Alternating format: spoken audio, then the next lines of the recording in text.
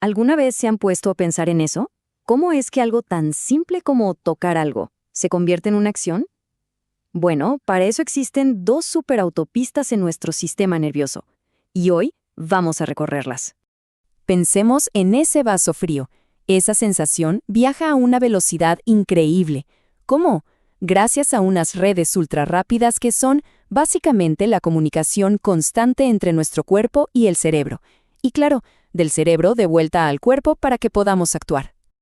Ok, empecemos por el principio. El sentir. Vamos a seguir el rastro de una sensación.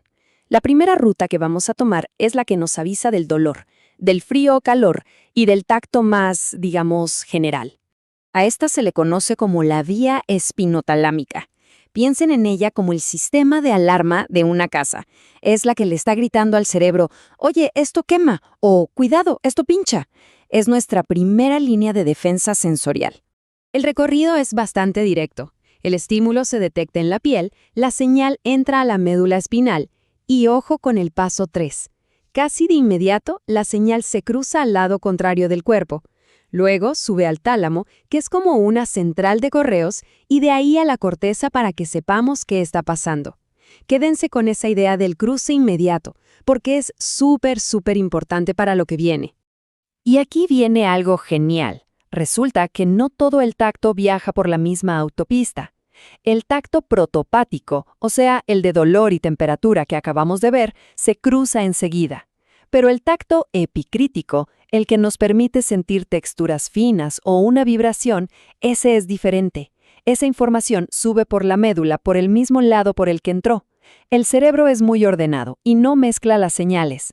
Y claro, toda esta información sensorial llega al cerebro, que tiene una especie de mapa de nuestro cuerpo. Pero cuidado, no es un mapa a escala real. Es un concepto increíble, conocido como el homúnculo de Penfield. Es como una caricatura de nosotros mismos.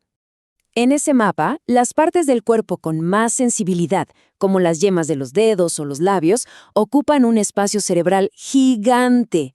En cambio, la espalda, por ejemplo, tiene una representación mucho más pequeña. Por eso, un cortecito con papel en el dedo puede sentirse como una catástrofe mundial. Es porque esa zona tiene muchísimo espacio cerebral dedicado a ella.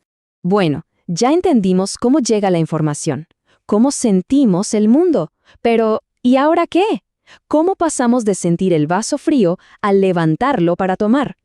Para eso necesitamos la otra autopista, la del comando de acción. Esta es la vía piramidal. Y la analogía del director de orquesta es perfecta. Es la que da la orden para absolutamente cada movimiento voluntario que se nos ocurra hacer.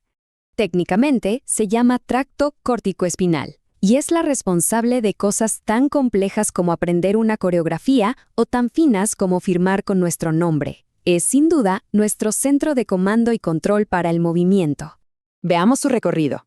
La orden nace en la corteza motora, baja por el cerebro y, atención aquí, ¿recuerdan que la vía de la sensación se cruzaba en la médula espinal, bien abajo? Pues esta no.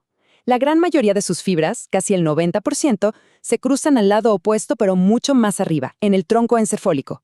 De ahí, la señal baja ya por el lado contrario y le da la orden al músculo. Y esta diferencia en el punto de cruce, como se imaginarán, tiene unas consecuencias clínicas enormes. Claro que el director de orquesta no trabaja solo.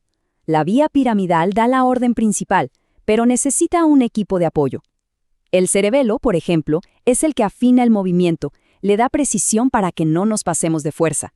Y los ganglios basales se encargan del ritmo y el tono, para que todo fluya de manera armónica. Sin ellos, nuestros movimientos serían toscos, como los de un robot. Y aquí es donde todo cobra sentido. Entender que son dos sistemas distintos, con recorridos y puntos de cruce diferentes, es absolutamente clave. ¿Por qué? Porque nos permite entender qué pasa cuando algo sale mal.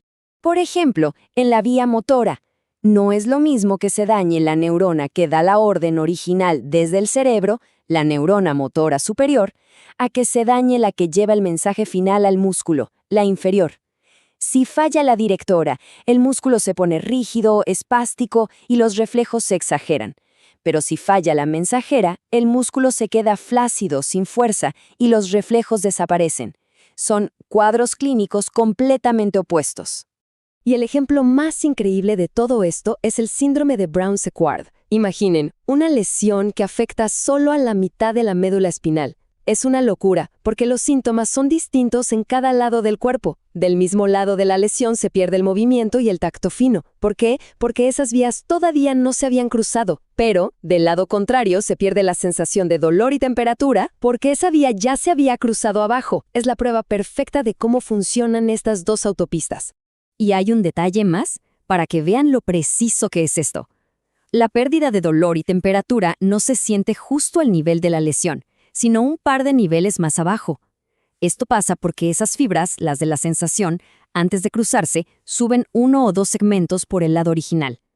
Es un detallito, pero a nivel clínico es fundamental para localizar una lesión con exactitud.